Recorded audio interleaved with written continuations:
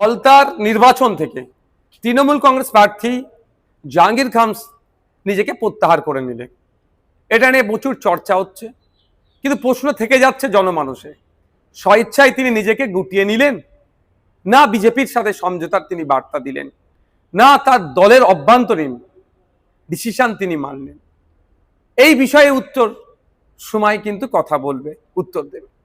কিন্তু আমার একটা জিনিস থেকে যাচ্ছে, আমার মনে হয় দুটো জিনিস খুব হতে পারে।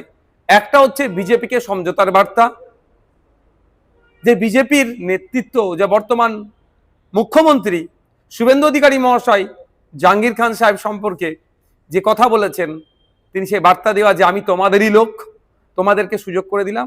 অথবা এটা হতে পারে তৃণমূল বিজেপিকে নতুন করে সুযোগ করে দিচ্ছে। অথবা এটাও হতে পারে যে তৃণমূল কংগ্রেস দেখছে যে এই নির্বাচনে ফলতা থেকে 1, 2, 3 কোনো মতেই আসতে পারবে না, 4 বা 5-এ থাকবে। সেই জন্যই নতুন করে আমার মুখ থুবড়ে পড়লে পার্টি ঘুরে দাঁড়াবার আর কোনো জায়গায় থাকবে না। ফলে এটাকে সুকৌশলে জাহাঙ্গীর খানের নাম দিয়ে এড়িয়ে যাচ্ছে। তবে সময় কথা বলবে।